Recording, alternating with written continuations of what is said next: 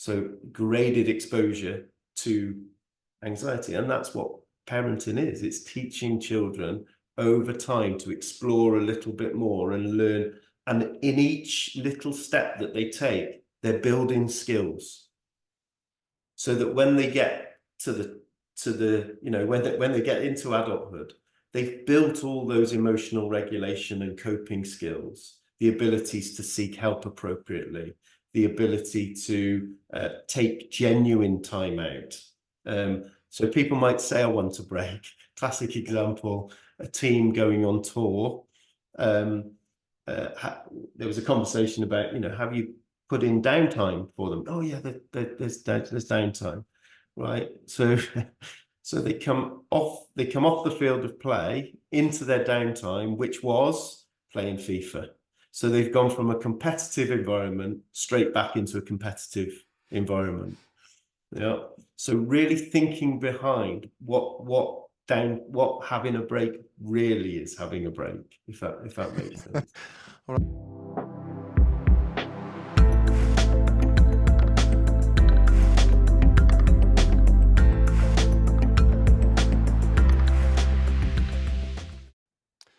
Well, a very warm welcome to the podcast, Andrew. How are you? You all right? Yes, good. Thank you. Thank you so much for rearranging. We were just saying there that that some of these schedules to record podcasts can get kiboshed by illness. So thanks for rearranging. Especially January. Yeah. Hey, look. As much because I'm not sure I'm able to do your experience justice. Could you give me a bit of an introduction to you? Give me a bit of an overview, your background, and so on. Yeah, no problem. So I'm Andy Rogers, or Andrew, it doesn't really matter. By background, I'm a consultant clinical and forensic psychologist. So I suppose historically I'm a youth worker, or I've been a youth worker at heart, but I spent about 17, 18 years in the NHS, working predominantly with young people, young adults, and their families, with mental health difficulties, with young people who find themselves in the criminal justice system, young people in the looked after children system. So young people who are often marginalised, disenfranchised, and adults actually, within their communities. So yeah, various sort of places, prisons, community, inpatient hospital provision, and then I suppose with a growing frustration of some of the ways that we were working with our clients, which may or may not come out as we talk through, and through that, through my experience, I guess. We, since whenever it is, 2007 we started, but sort of full time since 2014. I've led an organisation with my colleague James Bickley called Changing Minds, and we have a child and family service, but we also have a performance service. So providing sort of psychological services across elite sport, business, and child and family services. Spanning that sort of mental health and well-being. I think the thread that goes through my career, I think, is that working with complex systems, and working to help people who may be in high challenge situations, wherever that might be, and also more latterly, I suppose, certainly in a more leadership role, in trying to influence systems themselves that are under challenge, be that, I don't know, prison or a mental health ward, or things like that. And so complex systems under challenge. Now the accreditation chartership routes for psychologists is long enough, but you've gone for two versions, clinical and forensic. Is that just so that you could you could experience very high levels of challenge and complex systems yourself? Good question.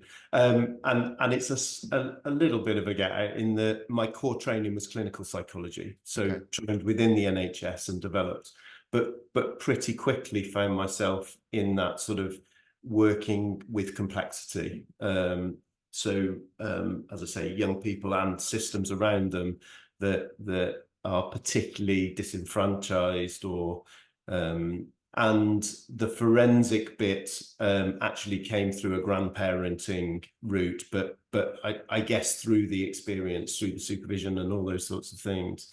So I found myself in adolescent forensic mental health services.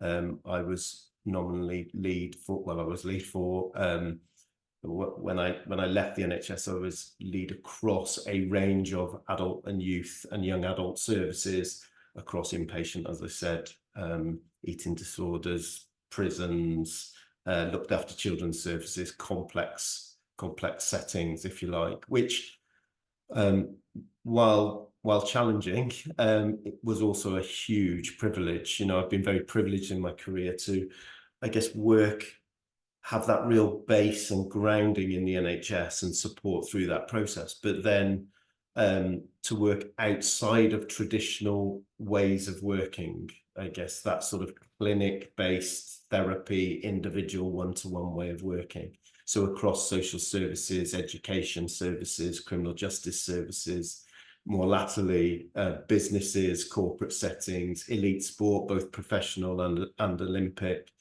And I guess that is a real privilege to be able to, well, meet pretty inspiring people along the way, but Mm, also I think to see the similarities and differences across that, and then to try and think, how does psychology and psychological understanding, how do we apply that, and where, you know, how do we adapt that in different environments? right. That makes sense. I mean, I'm just intrigued by the breadth there of whether it's youth, whether it's leaders, whether it's prison, whether it's business, whether it's elite sport. Um, does that? I'm just interested in that the sort of generalist versus specialist. Does that equip you better, being able to sort of traverse across those different Oh, that's a good fields? question. Well, I'm asking this in part right, because there of my wasn't a own plan. experience. Right? There wasn't a plan to do all those things. I sort of fell into them. I'm a little bit more strategic now than I used to be, I suppose. Well, I really value the breadth of Yeah, experience, and I guess in lots of ways that's how I view psychology and applied psychology. The ability to work with complexity, and you know, in many ways, applied psychology is a generalist. It's an applied science in effect.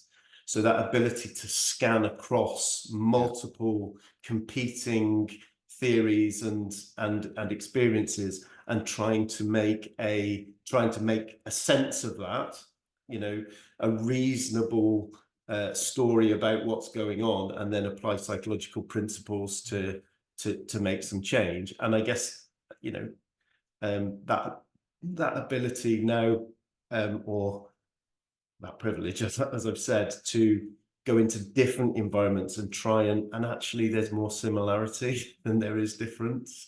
Hmm.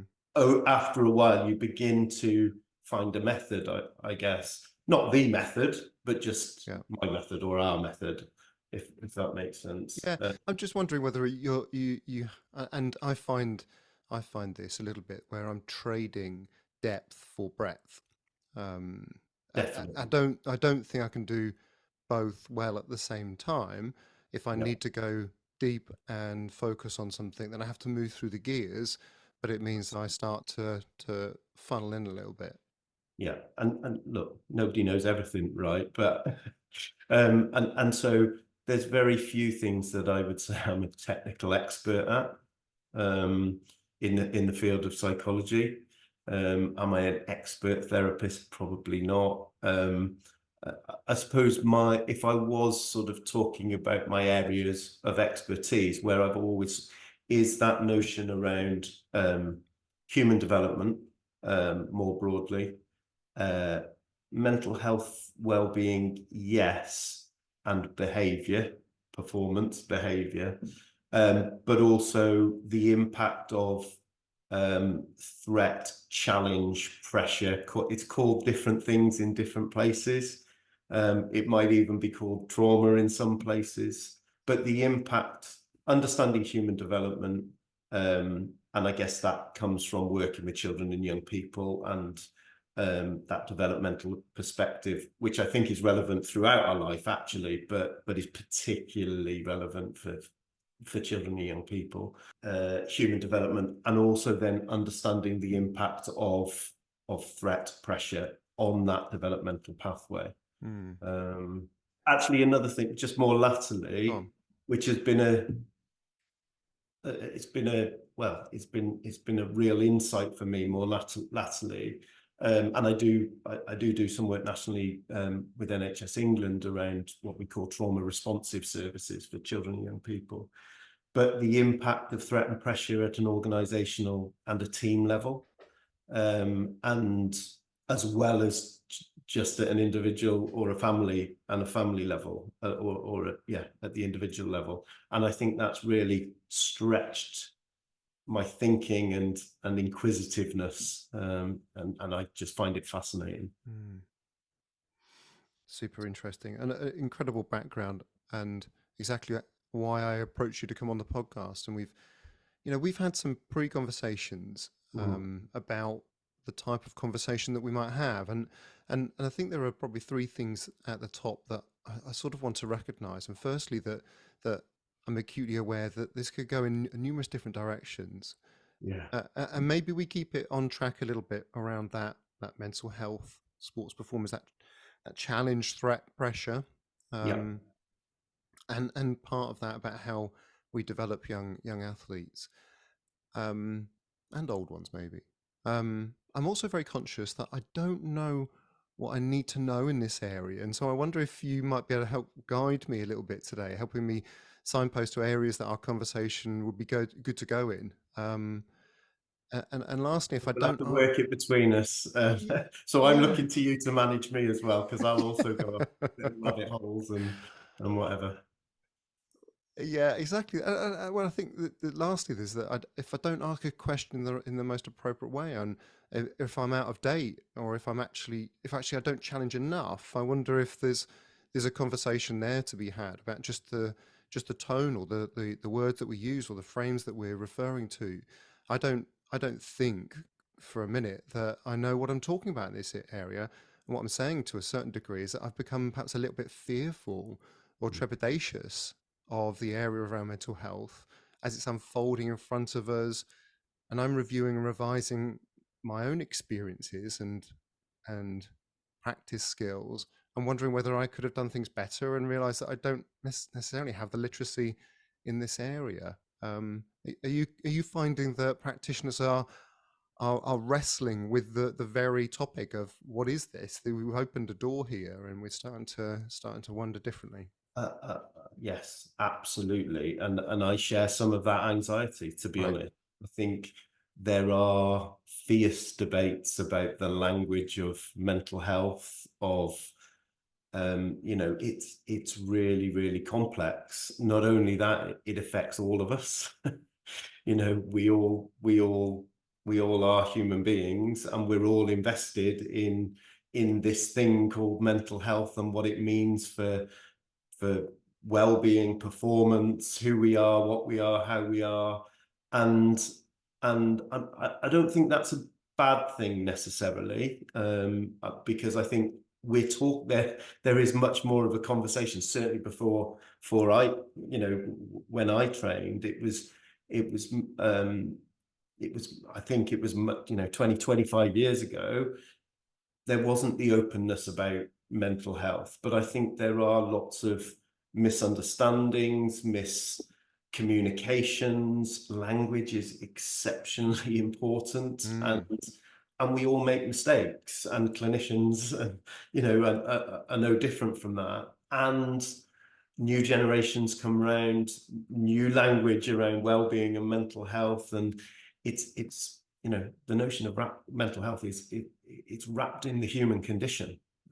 Ultimately, what I think we are pretty sure of, in the old days, Mm, you were either mentally ill or you weren't. right. You were either well or you were ill. Um, and I think there is a broader understanding now of mental health sitting on a continuum and fluctuating through our life. I think there's also a growing understanding that that that this isn't, we always talk nature, nurture, or biology or genetics, but they're all in the mix. But what we absolutely also know is that experience, our story, what happens, is relevant to us, is relevant to how we think, we feel, we act, we perform, and and even when we think about the fields of psychology, it's the nuance of where we focus. Are we focused on performance? Are we focused on well-being? And what I always say is it's both and.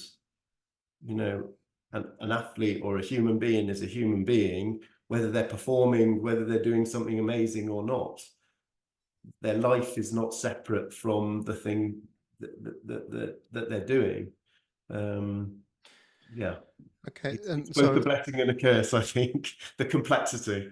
I mean, there is at least 6 tangents that I've written down there, and I'll acknowledge them because we I can told you you explore have to some of them. manage me. I know, but this is perhaps where this helps a little bit. The spectrum aspect of that, of the changeability, the story, and I perhaps want to come back to that, where we put our focus, and somewhat paradoxical concepts of challenging ourselves and caring for ourselves, that might feel as though they oppose but might actually be complementary. Yeah. If we just do the sort of hygiene aspect of this, of have you got a working definition of mental health? Is there something that is helpful there as a pin that we can put on the conversation that can at least give us some orientation as to what is it? Good question, because you asked me that at the beginning. I was thinking, or you asked me that previously, and I thought, what am I going to say to that? Yeah, what Because what on earth is it? that What am I sounds doing? I'm really gonna a gonna gonna tailspin. retrain. So where I came to, and where I think I've always, if I've presented on mental health, which sort of transcends some of the complex debates that go on about how we define, and is the World Health Organization definition, which is something like that, something like it's a state of well-being that enables people to cope with daily stresses, the daily stress of life, the ups and downs of life, um, to be able to access education or to be able to learn well, I think, or something like that, and work well and engage and contribute to their community, something like that. But basically, that first bit, that mental health, is a state of mental well-being that enables people to cope with the stresses and the ups and downs of life. So it's not I'm always happy. And equally, it's definitely not I'm always in a set, have a sense of distress or experiencing distress. But that adaptability to flow with the typical day-to-day experience, whatever that may be, which I know is exceptionally broad as a Yeah. definition, but I think does encompass all that complexity that sits behind it. So it's a state of well-being. So there's a degree of contentment or um, okay, I'm okay, Yeah, that sort of sense. yeah, Can I assume that there is it's a product of the stresses you're experiencing, but it mental health determines how we cope with those stresses as opposed to trying to just push them all away. yeah. It's a state that, yes, absolutely. And our, if we see it on a continuum, then our mental well-being will fluctuate dependent on dependent on lots of things, but our vulnerabilities, our biology, our genetic vulnerabilities, but also our experiences. But one of the key words that I think is maybe missing from that, but I always come back to, is this ability to adapt, to not get stuck in a way of feeling or being, if that makes sense. Adaptability, and I was speaking to Mustafa Sarkar recently in resilience, and we've been having lots of conversations and discussions, actually on the back of one of your podcasts as well. So, Oh, fantastic. but that notion of resilience, and one of those elements of resilience is that adaptability. Now, clearly, there are some extremes to that continuum, or the mental health continuum, but most of the time we're somewhere in the middle on that continuum, and that probably at the other end is, feeling wonderful, everything's flowing, everything's going well, relationships are great, and we sort of ebb and flow within that. I personally like that notion of stuckness, when we get stuck in a certain place on that continuum and things change and we're not able to adapt to those things. That's when we can start to struggle. But that's it's not a scientific definition, it's just a personal way of understanding. Right. So that does that adaptation speak to the ability to respond to situations so that you can, as you state, work, learn, grow, that you can get on with things? Is that what you're sort of referring to? Yeah. And look, that fits with the human development stuff. Right. We are one of the most adaptive creatures on earth, and we're born exceptionally unfinished from a brain development perspective. And there's a reason for that, an evolutionary reason, I would argue, for that, in that we're born with the ability to maximally adapt to our environment. We can live in cold conditions, we can live in war conditions, we can live in hot babies are born in that way. And what some of the early neuroscience and child development stuff is teaching us, that there are some key, notwithstanding some genetics, but I say some genetics are not the driver for everything, but the interplay between those vulnerabilities or those strengths with which we're born genetically, and the interplay with our environment literally sculpts how our brains wire. And there are two key elements within that: relationship, primary caregivers, people, relationships, and our response or our adaptation to threats in the environment. So what in a psychology term we might call attachment and trauma, or attachment and threat. And the complex interplay of our early, how we're born, if you like, but some of this starts, we now understand, so how mums experience pregnancy and their levels of stress level can impact on how our brains develop in an adaptive way to the environment in which we're going to be born into. And that continues through life, and there are key periods when that's particularly relevant. Early, 0 to 2, 3, really, really key. First 1,000 days, you might see, if you go to any child development centre, are really, really key. And the other one is adolescence, a real window of change and transition, not just physically, that we all sort of understand, and emotionally, having been through adolescence, but also in terms of how our brain wires to experience. And that's not with judgments about what those experiences are. Yeah. It's just the process that with the primary aim, ultimately, of survival, adaptation, and survival. Okay. I've just got bells going off of tangents that I can go here, but I'm I told you we'd yeah, be off on all yeah. tangents. Well, I'd like to ask you a bit about mental health support, or the area and how it's Yeah. changed. My, I don't know whether this is just a comment or an observation as much as anything, but as you're describing that adaptability in response to stresses, I think one of my subjective, anecdotal, I'm not a psychologist observations Mm, over the last 30 years or so of elite performers is that we think about their athletic ability, we think about their ability to perform in the arena, but one of the habits or the actions that I have profoundly and routinely observed in some of the best performers is to be able to note the threats and not get choked by them. mm, But they'll go, right, this needs sorting. That's a problem. I'm worried about this. I'm scared about that. This is coming up. I'm not good enough. mm, So this is what I'm going to do about it, as mm, opposed to it becoming, or frequently becoming, overwhelming.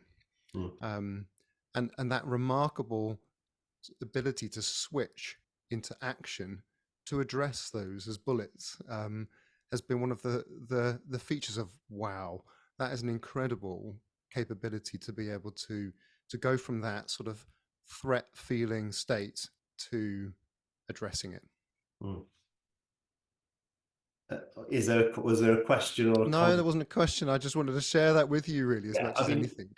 you've just talked to adaptability, isn't it?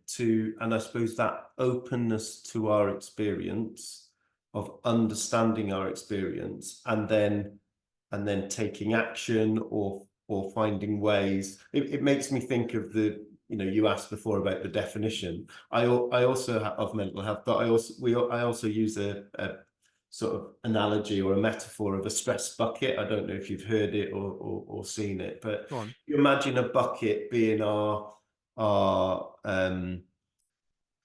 I suppose what we carry, the stress bucket, if you like. And in that bucket are some rocks, and those rocks might be significant life experiences that might reduce the capacity of that bucket. Um, they might be, I suppose I say, they're just problems we carry around with them. And most human beings carry something and then the stresses of life are the water that gets poured into that bucket. Um, and I suppose the task, being having good mental health, would be that bucket doesn't start to reach the top. Yeah. So we have taps on that bucket that are coping strategies, adaptive strategies that allow us to deal with the water coming in through the top. And I suppose that there's lots of ways then you can use that. But so being aware of your bucket, being aware of what the rocks are, because some of those rocks might be really big rocks, and they might need to be looked at. They might be difficult, or they might just be small pebbles that sit there. And so being aware, monitoring, being open to your experience. Where am I? How am I experiencing this? Monitoring your well-being over time, having that insight, knowing what your strategies are, some of which might be short-term strategies, some of which might be useful in the short term, but actually might be counterproductive in the long term to well-being. So avoidance, for example, as a strategy, we all use it all the time, but and we use it to manage anxiety often. I'll forget about it, I'll leave it, I'll ignore it. I'll actually helps us to feel okay in the short term, but in the long term can reinforce that feeling of anxiety. So we don't test out the anxiety, we don't plan around it. So some strategies are short term, some are long term, some can be counterproductive. But the key is we've got lots of taps. And maybe I'm jumping towards and again, one of those really key taps are people and relationships. The Right. single biggest preventative factor is good, strong, open relationships in which you can share, feel belonging, feel safe, they are, really beneficial for our well-being. Okay, so let's go back a step if I can. Yeah. What have you observed in this field, the field of mental health? How has it changed? And this is perhaps driven by that sensitivity, that increasing sensitivity that I have around this area. What's Mm. changed over the last 10 to 15 years? Um, I definitely, I say definitely. I think, I Mhm. think there's much more awareness and willingness to be open about mental health and mental health needs, and I think that can only be a good thing generally. Um, and just going back to my point on avoidance, if it really is good to talk, and when people do talk, they realize they're not the only one. So, and when you feel you're not the only one and you have connection, immediately that not immediately, but that's helpful for our well-being, because you're not alone. And being a psychologist over 25 years, particularly working in some of those sort of high risk settings, it's probably a bit arrogant to say, but like I've heard it all. like, Yeah. Okay. and most of the time, what people think are nobody else is feeling, like most people are feeling, or lots of people have felt that way. Could you give an Um, example there? um, I don't know what uh, feeling, not good enough, even though you're an elite athlete and you've just won lots of stuff. That's a really common one. Um, Feeling like people will think you're weird or different or whatever, when actually, feeling like you're having negative, scary thoughts that actually are really common. It's common for us to have, you know, things that pop into our head that we don't really want to think about, or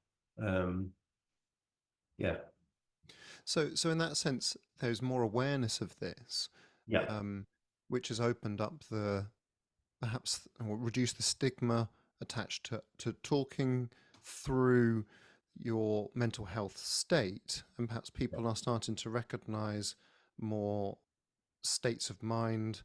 Are we in a position where we're now sort of creating with sort of, and again, this is where I'm just want to make sure I'm asking the question the right yeah, way, but we're calling that normal, common, typical experience a condition, or our response to it a condition. yeah. And I think I'm reading into your question. And so mental health wasn't something, it was behind closed doors, wasn't it? Or mental ill health, mental distress. And look, we came off, back of wars and things like that, where people, and I started working in older adult services with some of that generation who'd been at D-Day, and amazing people, but they never talked about their experiences, or um and and so it was hidden, or it came out in other ways through behavior, or other things, or indeed some mental health problems. So I think there is more openness and talking. Don't get me wrong, there's definitely still lots of stigma around as well. But as with anything, so there's much more of a conversation, I think, around mental health happening. But as with anything, um, that if there's something that's been small and not talked about, and now it is talked about, the complexity flows, doesn't it? So you get misunderstandings, and I think there is a danger in talking more about mental health, that we start to pathologize what is, so make into a problem or a disorder what is actually typical, expected human experience.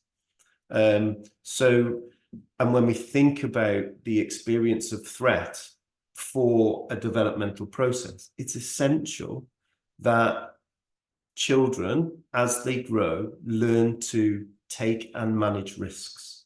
It's how we learn to regulate difficult experiences, our behaviors, and all those sorts of things. So dosed threat, managed threat in the context of good, strong, what we would call attuned, but relationships that just get you, allow you to make sense, to make mistakes, and experience difficult emotions, anxiety, low mood, sadness, you know, and work through those experiences without overdosing is essential for building building good resilience. And I think Muzz would have talked about that as well. But this graded exposure through our development without holding people in overwhelm of threat. Because let's be really clear, overwhelm of threat, whatever that threat may be, over time, in a prolonged way, increases risk of mental health difficulties or of distress later on. It can cause problems, and particularly for children and young people. Now, different people are different. They can tolerate different things. That's the art of parenting or coaching or teaching, or, and coaches and teachers do this all the time when they're pushing a student a little bit out their comfort zone. The key is doing that in a more thoughtful way. If I'm bringing more, if I'm asking more challenge, make sure I've got the support there. And if I'm pushing over here with challenge, so let's talk about sport. If you've got a 16, 17-year-old and you're pushing them on the field or in training to really drive, and you're missing the fact that they're just about to sit their GCSEs, their overall dose of challenge at that moment is a double dose. Now, that might be okay. It might be negotiated, and you might have some safeguards in place to do that. But if you're doing that without thinking, well, that's just GCSEs, that doesn't matter. I would argue that's not because you're not dosing what we're doing in a graded way, if that makes sense. Yeah. I think that there's an observation of top level performers being more comfortable, or at least being bold enough, brave enough, attentive enough to their needs to say, I actually need a break, and I need a break, in the same way that you would do for an ACL injury, for something that is maybe a chronic overtraining. You would address it and you would take time to heal and recover. And I think now that creates that sense of role modeling for people who must be in a position where they're, to use your phrase, overwhelmed with some of those stresses. But as you say, there's that sort of fine balance, isn't it? That there's, should I push this person? Should I encourage them and say, come on, you can do it? And provide them with support, but is that the sort of breaking point that pushes them over the edge? I think that the reality of in my world, is sports physiology, at least, is that if you never get injured, you've probably never pushed yourself hard enough, and that is brutally hard to hear. But ultimately, it's finding your limit, finding the edge of your coping mechanism, which obviously changes over time and so on. But finding that limit, for at least in sports performance and elite sports performance, is something that challenges us all to explore our own capabilities. Yeah, and also that's a developmental process, right? So your limit may change or you can coach that limit, if you like. The key bit, so you can develop that resilience. We can develop the ability to tolerate more, if you like. So if I think about my role in leading an organization, my ability to tolerate the anxieties of organizationally are much greater than they were when I was a newly qualified practitioner, and things that then would have sent me into a tailspin now don't sort of register, because I've been there and I've learned the strategies. The key is, so I suppose there's two ways to learn to manage anxiety, to manage stress. We can flood people, like we can tip them off the cliff and see whether sink or swim. Yeah. And some people will swim and some people will sink. Yeah. And actually it can be really effective. But it brings risk, because some people will sink. Yeah. Or but if you need to do it quickly, like that, it can happen pretty quickly. Yeah. The best way to do that, and certainly if we're thinking about child development and parenting just more broadly, is graded exposing.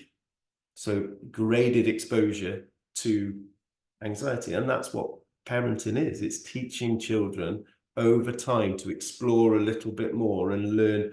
And in each little step that they take, they're building skills, so that when they get to the when they get into adulthood, they've built all those emotional regulation and coping skills, the abilities to seek help appropriately, the ability to take genuine time out. So people might say, I want a break. Classic example, a team going on tour. There was a conversation about, have you put in downtime for them? Oh yeah, there's downtime, right? So they come off the field of play into their downtime, which was playing FIFA. So they've gone from a competitive environment straight back into a competitive environment. Yeah. So really thinking behind what having a break really is having a break, if that makes sense. All right, I remember one training program I was asked to look over, and the athlete said that the coaches forgot to put lunch in. They've just put another training session and seen this as a window. I thought, if the coaches started to see lunch as disposable, then we're really on the back foot.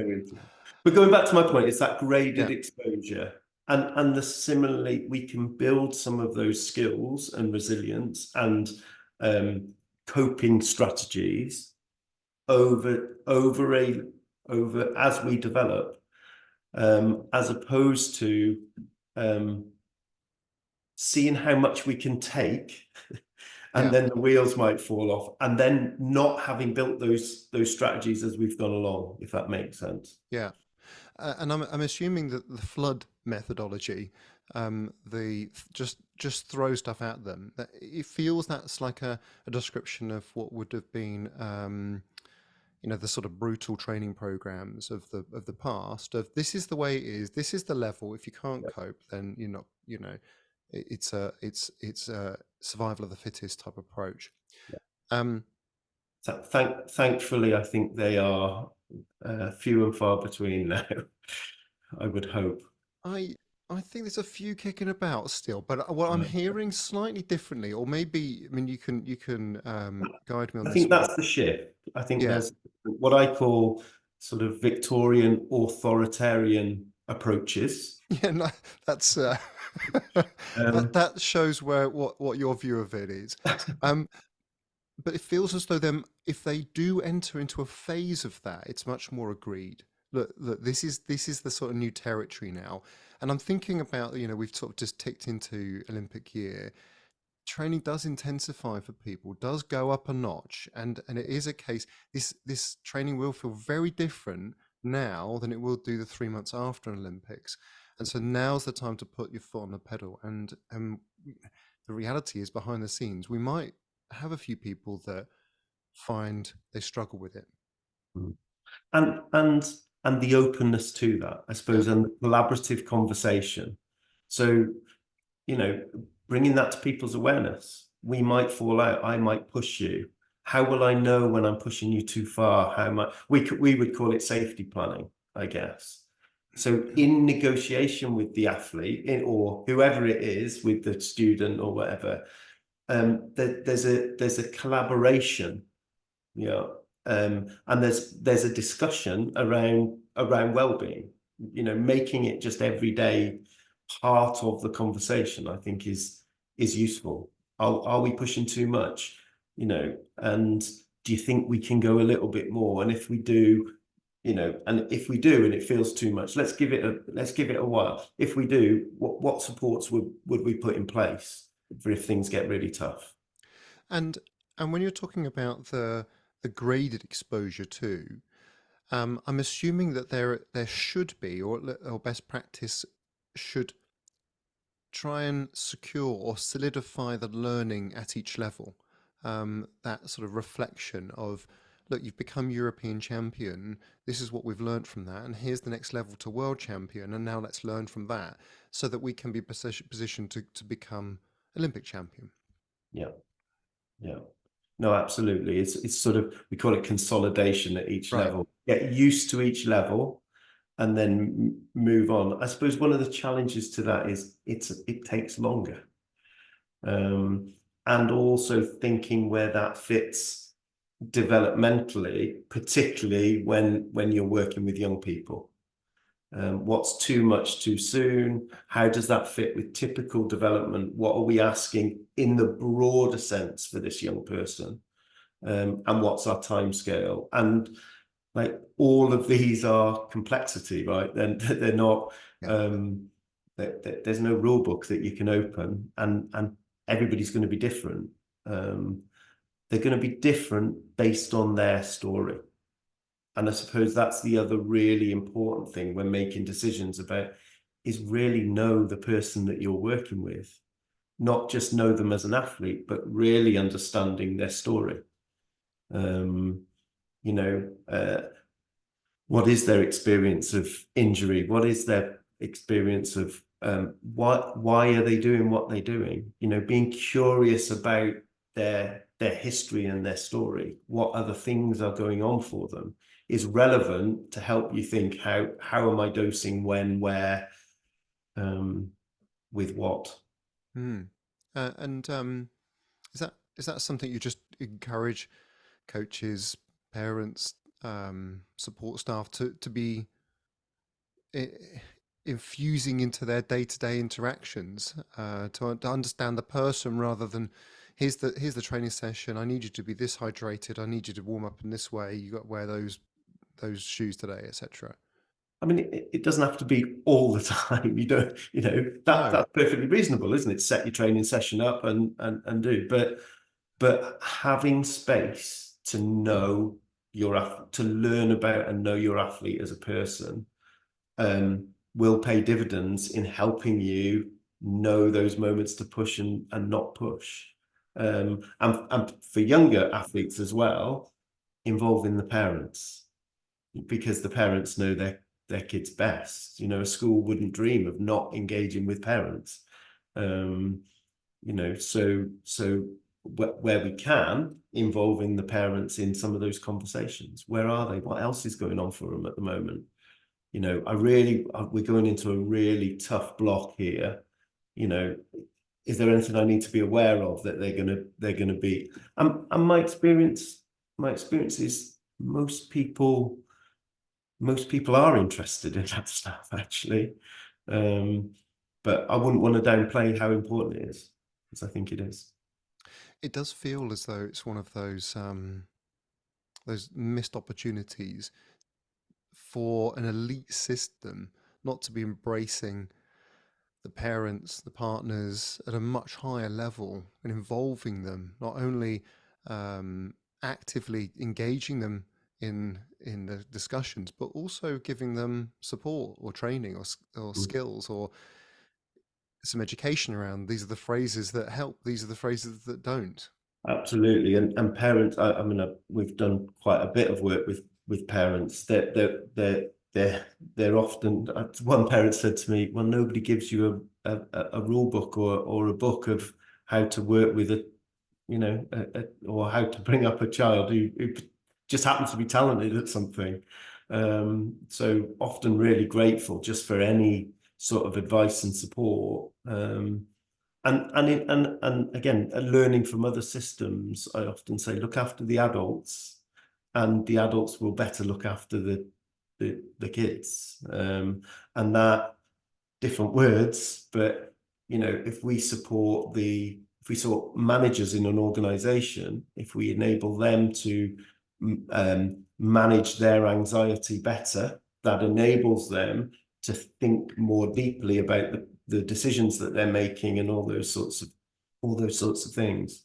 And going back into working in a prison, that is a shift. That is another shift in mental health. Well, there's two bits actually from what you were saying.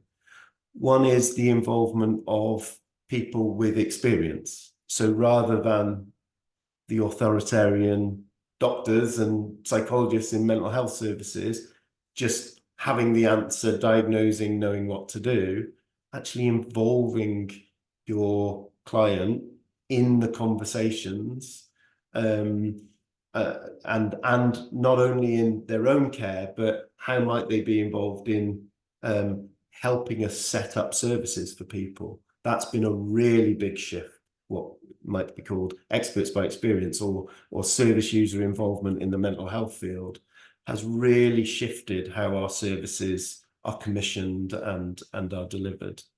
Can I just clarify? Is that so? That's working with the patient in that situation, or the athlete in asking them how they would like it to be set up. How would you set the environment up here? How would you commission this service? Does it meet your needs? And it's a collaboration. It's not a complete flip. It's not like but the clients, the patients bring their experience. The clinicians, the professionals, if you like, bring their experience, and out of that comes a co-created structure for what this service might look like. So it's not, again, that sort of authoritarian, we know the best way to do this, because it's just too complicated. If there was a rule book that went, this is how you do it, this is how you create an Olympic athlete, no, there's guides, there's experience, there's some science, but it's not a Bible, is it? It's not. It's bizarre, isn't it, that this feels like it's an epiphany moment of us actually talking to the people that are receiving some support and asking them their thoughts. I mean, the times that I've done that, certainly in early career, of just saying, what do you think about this? The typical comment is, no one's ever asked me, or actually, I've got a list of things. When I've said, what do you think of the way I do this? And they go, actually, this is rubbish. That could be improved. And they are immersed in their world. And so they've thought about it. And that's intel to better shape the way that we work with people, as opposed to, this is the way it's done. Here's the protocol. Here's the method. And I mean, depends if you wanted to go into a tangent, but it's really challenging to do that, because fundamentally, to ask that question opens yourself up to not knowing, which generates anxiety. So for clinicians to invite, it's challenging, because they might say, well, what you're doing is rubbish, or I don't like it, or what you've been doing for the last 20 years actually makes things worse, not better. So it's challenging of us, actually, when you start to do that. But that doesn't mean it's not a thing to do. But it's sometimes understandable why it's hard to do, or why it takes time to move or shift. Ultimately, it's a cultural shift, isn't it? It's a more collaborative. So I'm often saying, has anybody actually spoken to them? Like, ask them what they'd want to do. Do they want to go hard? Are they up for it? Or aren't they? Yeah. If they say no, then there might be a conversation, helping them understand the rationale that if they don't push here or whatever. So opening up conversations. And the other thing is, working through those conversations builds better relationships over time. If we can tolerate difficult conversations and move through them in a collab, actually that can strengthen relationships. Yeah. Okay. Yeah, there's probably some phrasing around that. If someone's early career and they perhaps don't have the stripes, the confidence, they could frame it in a way of, hey, look, I just want to make sure that this is tuned to your need and it lands with you. And so I want to be able to gather this information so I can best support you. There's something about that just allows them the permission to, like you say, make it more bespoke rather than you tell me what to do type of position. Yeah, and it's not like, it's not taking away the expertise of the person bringing their expertise. Yes. It's just nuancing it and being open and having that vulnerability. Hey, I haven't got all the answers. Yeah. What you don't want to do is go to the other extreme of that continuum and go, I haven't got a clue what I'm doing, because that actually won't help. That'll increase anxiety for people. But if you tread in that sort of fine line between, here are some ideas from my experience that seem to work, here's a sort of guide, if you like, but within that there's nuance, there's complexity, and we can work some of that out as we go along. Yeah. There's that gathering of information. If someone says, I normally go to bed dehydrated at 2 o'clock, having played 6 hours of FIFA. Yeah, that's the way I'd like it to work from now on. You'd be, okay, well, maybe we need to change a few bits there. Yeah, exactly. Yeah.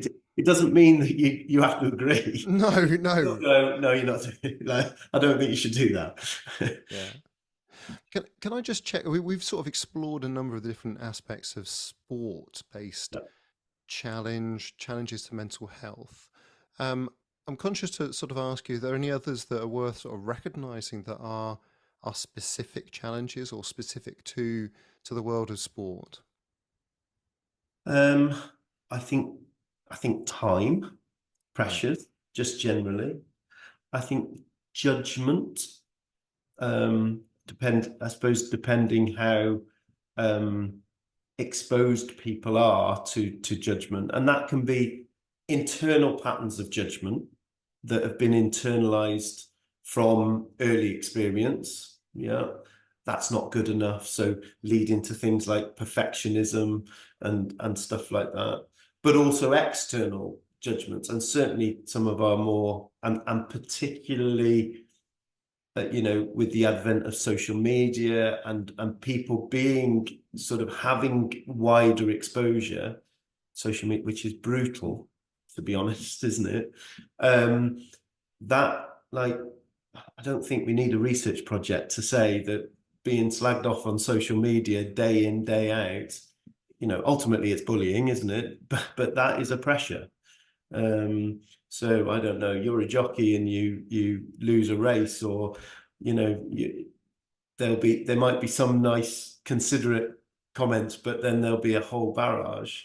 So I think there's the internal pressure that people put on themselves, or that they have learned as patterns, in their relationships or whatever it may be. And then there's, pressure from, judgment from coaches, judged from the general public, judged from other colleagues. There's scores that they carry around. So cricketers carry their average around, if you like. So constant reminders. Media, travel, I think, and disconnection that comes with travel. I think is so isolation, disconnection from social connections. So we've done quite a bit of work helping people around their well-being, sort of, or organizations. If you're traveling, is there decent Wi-Fi? Are they connected? Are there travel support plans? And I think that has come a long way over the last 10, 15 years, particularly in sport. There's the physical challenge, isn't there, of elite sport, injury, high expectations, restrictions on autonomy. So it is, particularly at that elite end, particularly for adolescents, I think they don't necessarily get to do the social stuff in the same way. They're not eating at the same time. They're not, you know, that some of those typical adolescent experiences, if you are dedicated to a whatever it is you're dedicated to. No, that's not a judgment. It's just different, but acknowledging that it's different. And I suppose the other bit around restriction is weight, or where there are things you can't do. So weight-based sports, for example, or categories and things like that. It's just thinking each sport has its own nuance, but I often, when a system will present, I'm often thinking, what are the threats? What are they trying to manage? And it's sometimes not the thing that you immediately go to. It might be something else. So a whole list there that was just quite unique to sport. But can I just pick up a couple there? One around judgment. You mentioned that sort of internal judgment about how you're viewing yourself, as Mm. well as the external. Is that, can I take that as a as a sign or a signal that in some of those sports where literally you are judged by another person or a judging panel, that can be more inflamed? You know, there's no sort of arguing or um, arguing with a stopwatch. You can't really get away with that when you're timed based sport. You either did or you didn't, or it's right or it's wrong. Versus that's not fair. Objective judgment, Yeah, or fairness. I put myself on display, and you didn't think I was good enough, or the performance was good enough. Yeah. I don't know. I couldn't quite catch the question in that, but is that That's another, is that another fact that dials up that sense of absolutely, particularly challenge? if it's subjective and Yeah, unfairness? If we feel like we're being treated unfairly, or we're being biased or discriminated against, like they are not nice, are they? They're not conducive to positive well-being, particularly if they then trigger patterns that have been laid down early. If you're already a tendency to be hard on yourself, and then somebody makes a judgment, and as human beings, we have a skew to the negative anyway. We're much more um, we're much more tuned, and our experience of bad things happening tunes us to be looking more for bad things happening, if you like. right. So going back to the child development, for young people that have been around really high levels of threat, they're much more sensitive to look for high levels of threat in their environment. They're much more likely to attune to those threats, catch them early, and those sorts of things. Mm, So our sensitivity to threat, particularly if that threat's in overdose. right. Um, And time. Can I pick up on that? Is that, will you describe it for me? What did you mean by time? I suppose just the relentlessness Okay. of all the things. So all those things that might be specific to sport or your job or whatever the thing that it is you are on top of. I've also got a life, and I might have kids, and I might have all those other things.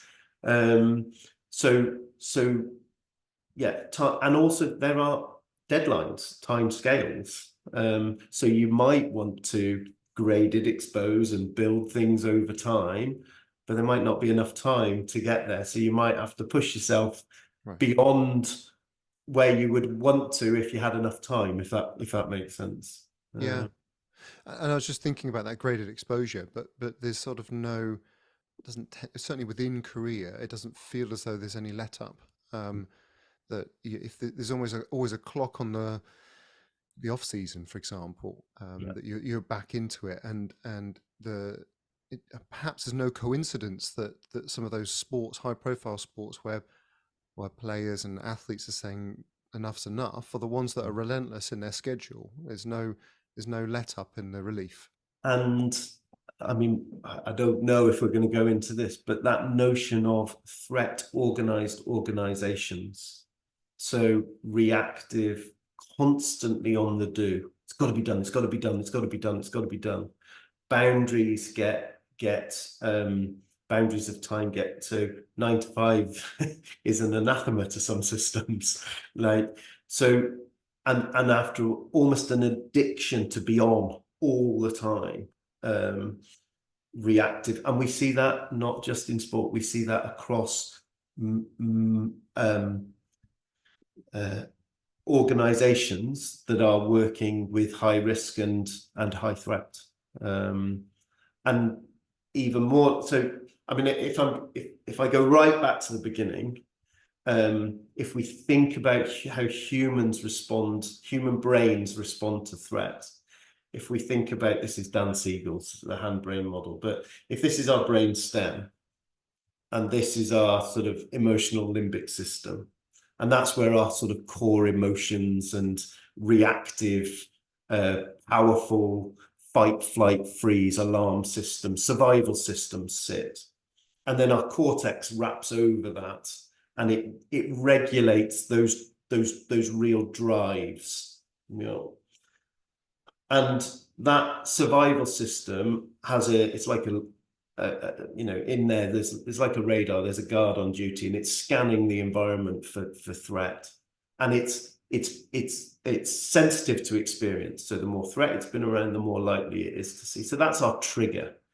And if that gets overwhelmed, it can flip our lid effectively.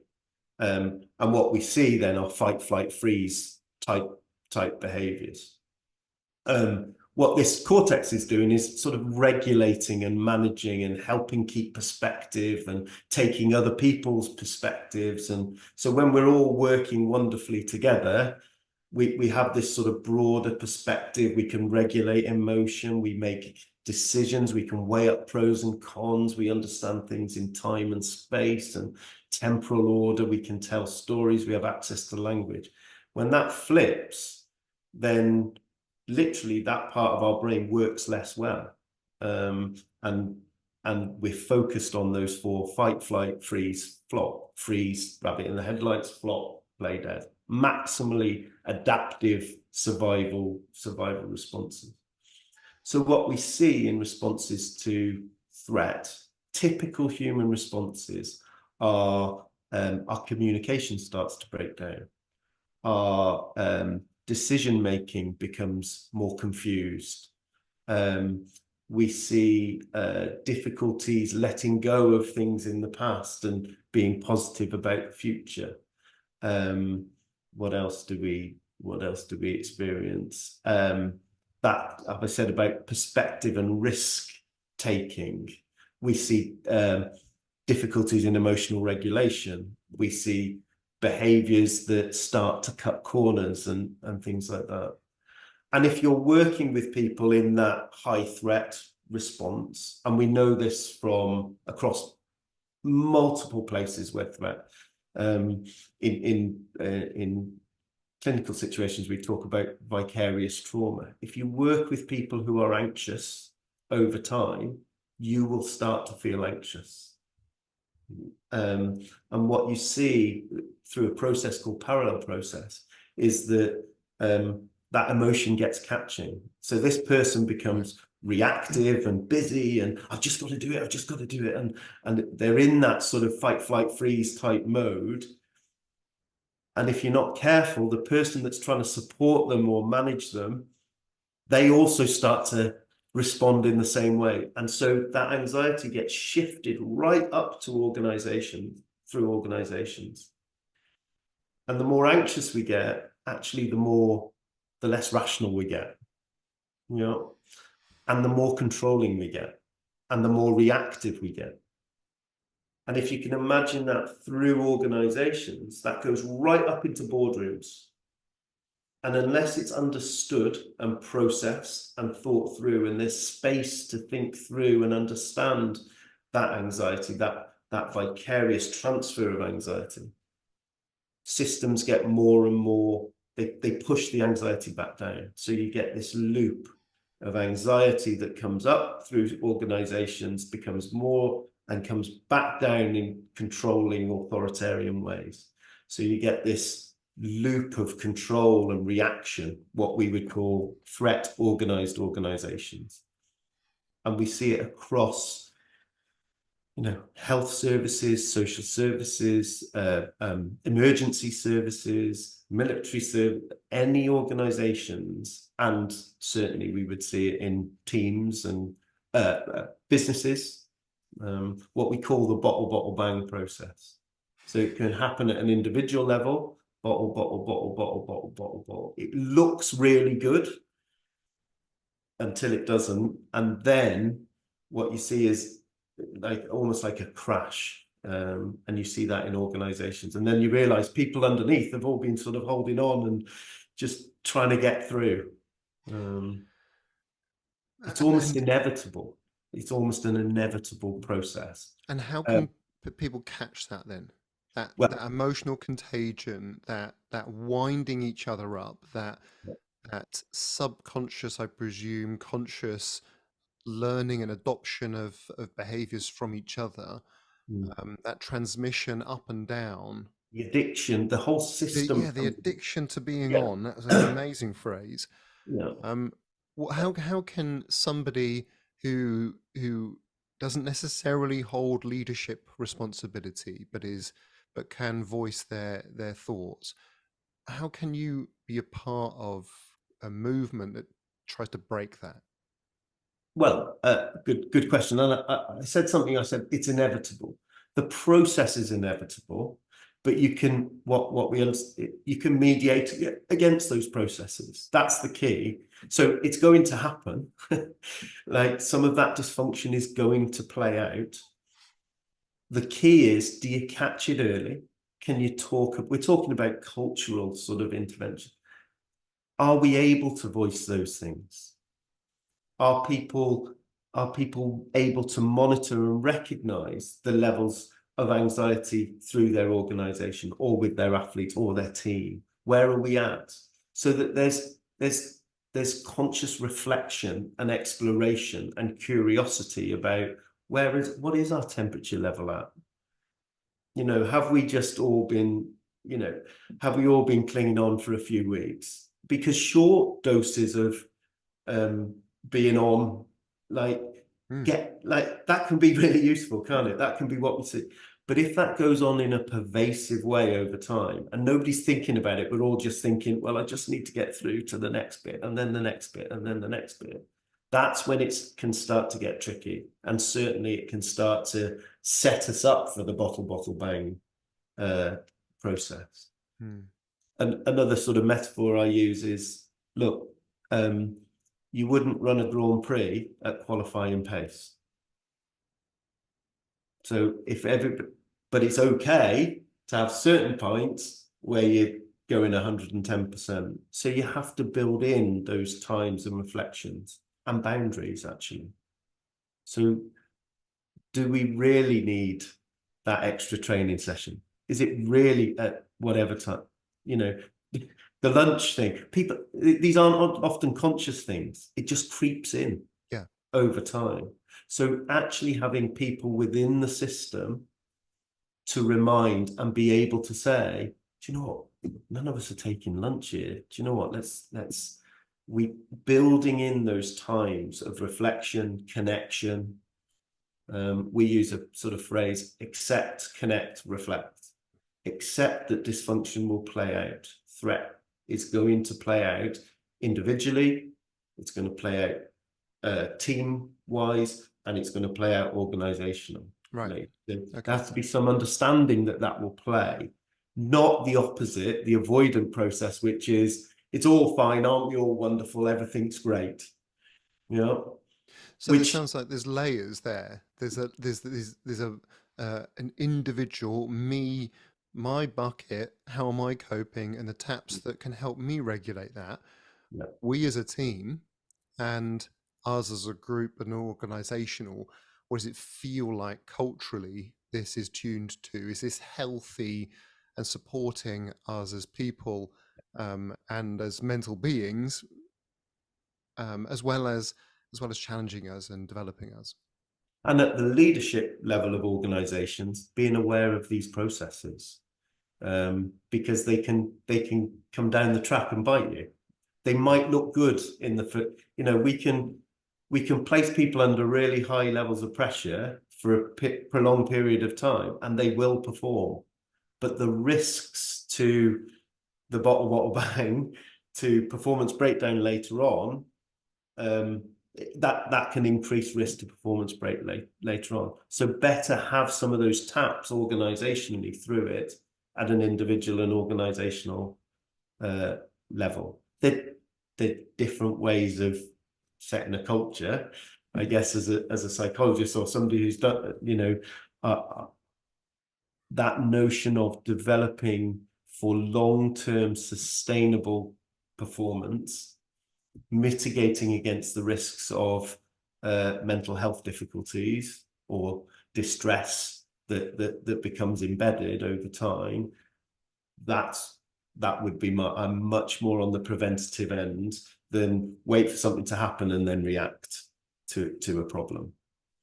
But largely because that's where my career, that's where I've been in my career, and that notion of work with the adults or work with systems, work with prison officers, and lo and behold, if you work with prison officers to understand some of these processes, you can reduce levels of violence in the young people that they're trying to support.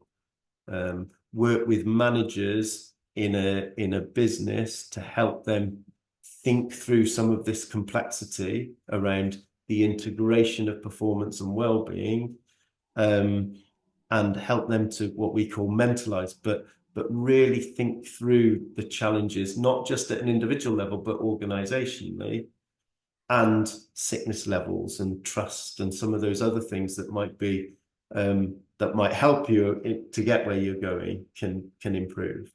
Well, that's interesting in itself. So sickness levels or staff surveys as signals of where you're at. They sound like formal Absolutely. data points, but if I'm sort of summarizing what I've heard a lot of today, that phrase of temperature check feels really appropriate, whether it is about myself, whether I'm pursuing a goal, whether I'm planning travel as an elite athlete, whether I'm supporting my young child to exams as well as sport, as well as organizationally and board level. If that feels as though recognizing what you're working on, how it's going, and how people are responding, that feels like it's the essence of being active in the process of supporting mental health. Co-collaborative, so we would call a check-in. So how you doing today? I'm fine. How you really doing? Taking the time to ask that, and just making that part of every day. Not you're going to sit with a psych and you're going to do a mental health check-in, but actually, like you say, a temperature check, a check-in of how we're doing. Are we getting? I think you said something at the beginning that reminded me of something a supervisor used.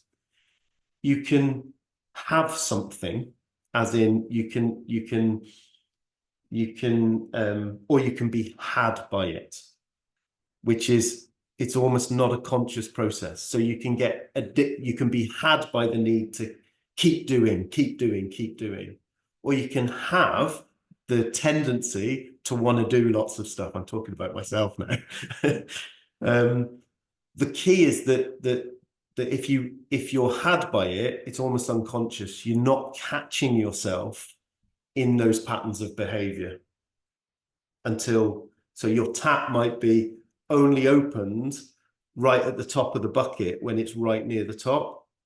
Whereas I acknowledge that I have a tendency to get caught into working really hard and then losing a bit of perspective on other things. But now I have that awareness, I have more choice about when I start to open those taps. Right. That's been a big learning for me just in my life. It came later. I wish somebody may have told me in my 20s. Right. Okay. you know. The parallel there for me would be the sort of signals that that I'd encourage athletes to listen to for overtraining. And typically I would ask them, do you know, when you start to feel as though you're struggling with your recovery, you're not able to get on with your training as much, you're starting to see that perhaps you're not feeling as fresh in the morning when you wake up. And there might be a little clue. It might be muscle soreness. It might be heavy breathing. It might be the sleep's not as good. It might be something like an ulcer. Yeah. And normally you get people go, oh, I know, I get dry eyes. And that's a little physical clue Yeah. that burnout it's just about to tip. And so being able to pay attention to those or pick up on those particular clues, there'll probably be some psychological ones that they might have more anxiety when something small that they normally cope with, they might Abs- be able to respond to. and building those over time, and knowing yourself and Yeah, then other people, but also having a system that can notice it for you. right. So having conversations, safety planning around, you know, um, yeah, having coping strategies, having people around you that can spot it early when you might not do. And actually, the link between physical and emotional, when you ask the question about how things have changed, there's a brilliant book by a guy called Bessel van der Kolk called "The Body Keeps the Score," and we can see that in high performers often. Sometimes they feel emotional or psychological distress through their body. So if I mean, you're a physiologist, but if you speak to physiotherapists as well or masseurs, like there might not be a physical experience. In psychology terms, it's called somatizing. So feeling tense, tightness, muscle strains in the physical body that when you scan, they're not there, unexplained medically. But actually, as you start to unpick, sometimes it can be linked to our psychology. So the integration of our the body keeps the score, our bodies and our minds. I think there's a greater acceptance that those two things are linked. And we know that from just some of the evidence of what helps around mental health and well-being. So I talk about keeping your shed in order: sleep, hydration, exercise, diet. That's like your foundation. Mm. um, and athletes are actually brilliant at that. They've got supports around them, nutritionists and all these things. Um, so Mm. yeah, that mind body sort of link, exercise, fresh air, connecting with nature, taking time out, mindfulness, um, finding spaces and places that can broaden your perspective, that might explore a higher purpose than just the winning. What's wider than that? Not all the time, but enough that can, almost like as an antidote to some of the times when you do have to cross the white line and you do have to go at race pace or qualifying pace. Mm. Great tips there. I'm hesitant to ask you this question because it's just so big, but I'll give it a go and see how it goes. And if not, we'll just cut it out. Um, Olympic year, you've got people crossing that white line. You've got people putting themselves in the fray, stepping into that competitive arena. Um, what would you love to see a little bit more of, enable for people to still perform but looking after their mental health? Um, Preempt, plan. So what we're really saying is we know pressure and threat is going to increase. So safety plan, put a plan around what you would do, scenario plan. Often what we do is, I will deal with it afterwards. But actually having a plan can create the, so, if anybody's going on tour support plan. If anybody's going into a competition support plan. Like, what we can predict some of the things that are we're gonna feel the pressure. And sometimes one of the strategies is avoidance. Well, if we talk about it, it might make it more likely that it will happen. as opposed to that's not my experience. If you talk about it, it creates safety and security. So you can go, well, if the worst happens, I've got a support plan in place. I've got a plan already. Does that make sense? Yeah, yeah, So very that much so. Yeah, totally. preempting what, like, so anybody going into competition, it's going to ratchet up. And some people might go, I love that. That's the bit I really love. Yeah. Okay, that might be the bit. But if you did start to feel, or if it didn't go great, scenario planning, what might you do? Who might you draw in? Have you got those supports? Have you had conversations with people about what might be the right thing or the wrong thing to say at the moment, that things go well or that they don't go well? And you involve the athlete in that conversation. And we would do it in practice with anybody that, I remember in the prisons when I was working with the kid, like, there's been some difficult behavior. You've been violent before.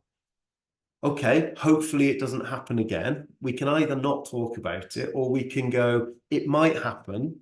So if it happens, how are we going to notice? How are we going to catch it early? How are we going to bring in supports? How are we going to prevent? So that preventative planning, which generally people who are high performance are pretty good at planning, to be fair. So just saying, yes, you can do all the technical planning as well, but let's have some of the psychological planning as well. Love that. It strikes. It remembers. I remember a post Rio Olympics, and where we'd put a really big program in preparing the support staff and for the intensity of the games. Potentially slightly more volatile environment than London, just down the road, and so on. So we were doing a lot of preparation, scenario planning, what if, choosing your responses, and so on. And then I debriefed after the games with many of the staff that went through, and they went, we didn't really need much of that. I don't know what the bother was. We just, if something happened, we just got on with it, and there wasn't really this happened, that kicked off, and we just sort of solved it. I don't think we really needed that program. And I was like, that's why we needed the program. So thank you very much. I'm glad that that was the version of events that you came back And with. that's exactly the same as in a mental health unit or in a, so Yeah, right. the fact that it didn't happen is Yeah. not confirmation. Yeah. Actually, it's the other way around. If you didn't have it, you wouldn't have had the safety that there's a safety net, which would have given you the confidence to push. Oh no, they listed all these things that kicked off and how well they responded to the environment. Exactly. They demonstrated exactly what the training had done, Yeah. but they hadn't connected that it was a Yeah. product of good preparation. Brilliant. Hey, look, well, thanks so much for the conversation. I've really No problem. appreciated it, and you know, as I said, I'm I want to learn more in this area. I want to improve my understanding and my literacy of this topic so that I can better act, better support people, and I'm sure the To conversation be today fair. will, well, yeah, although I'm sure a lot of people will want to just have a bit of an upload of an improved way of thinking about this, being at least aware of being able to have the conversation with each other, being able to agree that the way they might approach challenge situations. So your insights have been super valuable for me, and I'm sure for the audience. Thank you so much, Andrew. That's great. I mean, I'm just, hopefully it's come across, but I am passionate about this. And I think that integration of, performance and well-being, I do think in striving for that sort of long-term sustainable high performance that reduces risk, that I do think it's attainable, and everything we do at Changing Minds is really to try and support people in that pursuit, to empower people to perform well, we talk about, but also that leaving systems in a better place. So working organizationally, and I think that's the thing through my career. This isn't just about the individual. Actually, in order to create and prevent mental health difficulty, we have to think wider than the individual. It's not that we don't work with individuals, but actually we have to think, what are the systems and organizations, and how do we help them not get stuck in those threat organization modes?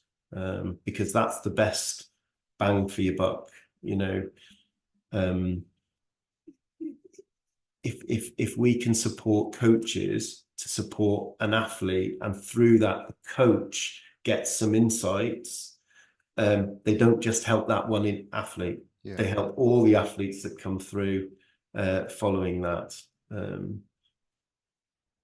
Thanks. It's cyclical in that sense that, you know, the performance directors, the leaders in an organization, if they're supporting their coaches, they're going to be supporting their athletes at a higher level. People are going to be more content that they were able to flourish and thrive and step forward And and it does take start at the opportunities. top of the organization. As I said, I work with leaders across multiple organizations, NHS, criminal justice, like, you know, business, blue chip, whatever, sport.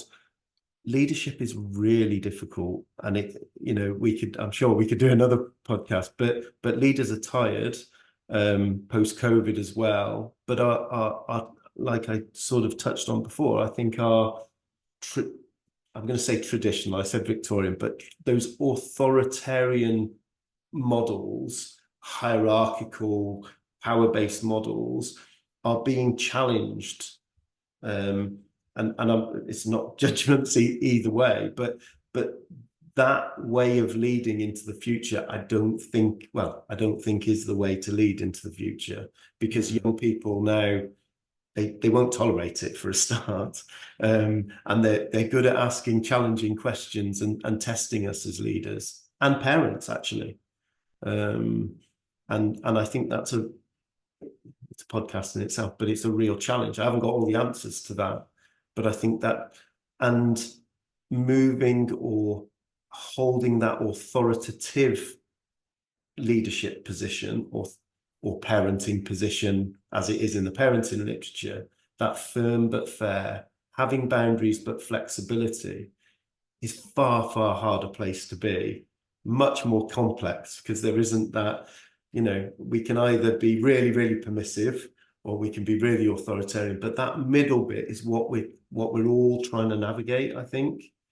How do we, in a developmentally appropriate way, how do we collaborate with our athletes or our employees, but how do we hold some boundaries that in the long time can help them build the skills that they will need to adapt to the challenges into the future? Yeah. It's interesting, just talking to some leaders yesterday at an event, and they were just talking about what they're encountering from the next generation, and what I was really delighted to hear. This is in business, but I was really delighted to hear was we need to develop as leaders to better cater and support them. And there was an interesting discussion about how Definitely. actually it doesn't mean that we have to lower our standards. As Amy Edmondson said on the podcast a couple of weeks ago, it's not a lack of performance or accountability, but you can be empathic with your team, and you can be better at understanding them as people and supporting them as individuals to flourish to what their need is. And I love the fact that this leader was talking about, it's on me to grow, not to impose a new set of rules on For them. leaders, interestingly, I'm doing a webinar at the end of February, just exploring that topic, Gen Z, challenges, strengths. But that message, I think, is key. How can we understand their story? How can we mentalize their position to help us think how we set the environment for them to grow? And that requires us, that is challenging to us, because things change, don't they? I don't think it's unique to new, but there may be some elements of this generation. Social media, COVID is hugely relevant. Young people missing out for 2 years on some of those socializations, that financial crash, you know, global instability, all those sorts of things may help to define what people loosely would call Gen X, and they will need different ways of leading, or we will need to learn different ways to guide them. But that doesn't mean throwing the baby out with the bathwater, does it? No, Doesn't. no. complete flip. But it is a challenge, I Yeah. think. Fascinating, fascinating. Thank you so much, Andrew. No Super problem. conversation. Thanks for Really, inviting me really on. appreciated. I'm honoured that you asked me on.